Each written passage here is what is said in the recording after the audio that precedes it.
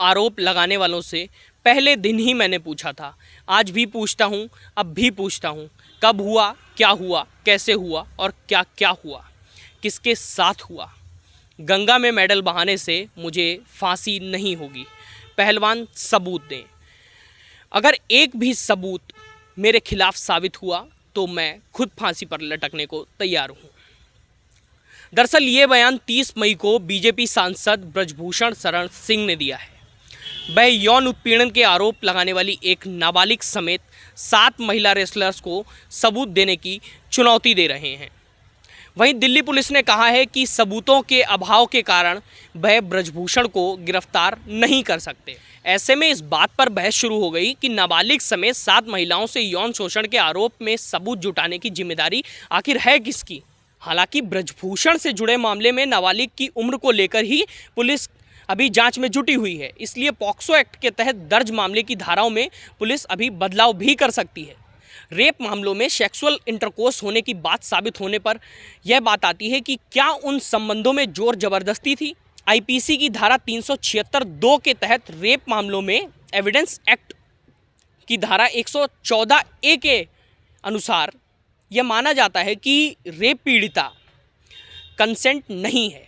ऐसे में आरोपी के ऊपर बर्डन ऑफ प्रूफ आ जाता है और उसे खुद को निर्दोष साबित करना होता है कोर्ट के सामने। को बता दें कि सुप्रीम कोर्ट के एक वकील के अनुसार, मैं आपको बता रहा हूँ कि जो जानकारी मुझे मिली है तो वह मैं आपको बता रहा हूँ, ठीक है। तो सुप्रीम कोर्ट के एक वकील के अनुसार इंडियन एविडेंस एक्ट 1872 के सेक्शन 101 में बर्डन ऑफ प्रूफ के बारे में प्रावधान है। आमतौर पर मुकदमा करने वाले प्रोसिक्यूशन पर क्राइम को साबित करने की जिम्मेदारी होती है, लेकिन पॉक्सो एक्ट के अंदर ऐसा नहीं होता है। पॉक्सो एक्ट में जो मामले दर्ज होते हैं वह काफ़ी गंभीर होते हैं। तो इस कानून में कुछ ऐसे प्रावधान हैं जिसमें बर्डन ऑफ प्रूफ की जिम्मेदारी जो है वो आरोपी पर होती है कि उसे खुद को निर्दोष साबित करना होता है। इस मामले में अगर ब्रजभूषण सिंह पर पॉक्सो एक्ट की धारा हटाने का फैसला पुलिस करती है तो यौन उत्पीड़न के मामले में अभियोजन पक्ष को ब्रजभूषण शरण सिंह के खिलाफ मामला साबित करना होगा।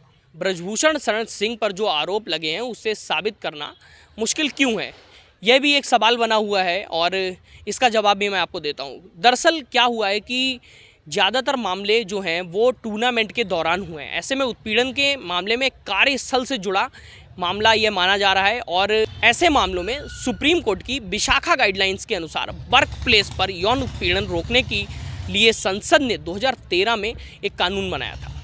उसके मुताबिक सबसे पहले कुश्ती संघ या खेल मंत्रालय के अंदर ही इसकी शिकायत होनी चाहिए थी और खेल मंत्रालय या कुश्ती संघ को ही इसका निवारण करना चाहिए था, लेकिन ऐसा नहीं हुआ।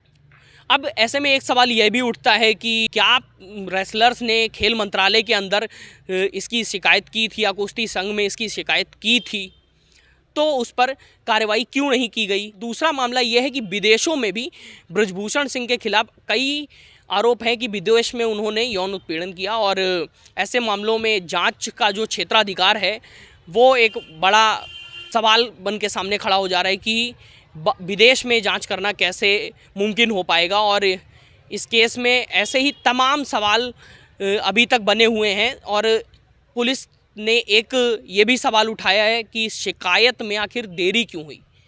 सुप्रीम कोर्ट में मामला जाने से पहले किन लोगों से शिकायत की थी, अगर की भी थी तो किन से की थी और उन्होंने क्या कार्रवाई की या नहीं की, एक यह भी सवाल बना हुआ है। दूसरा सवाल एक और ये था कि जो आरोप लगाए गए हैं उनमें से पीड़ितों के बयान के अलावा अन्य कितने सबूत मौजूद हैं, एक यह भी सवाल बना हुआ है। अधिकांश मामले बहुत ही पुराने, हम आपको बता दें, यहाँ पे पीड़ितों की मेडिकल रिपोर्ट्स भी नहीं होंगी। ऐसे में सिर्फ बयानों के आधार पर अदालत से सज़ा मिलना काफ़ी मुश्किल हो सकता है। ऐसी तमाम खबरों के लिए हमें फॉलो और सब्सक्राइब करें और देश और दुनिया की तमाम खबरों के लिए देखते रहिए द यूनिवर्स न्यूज़।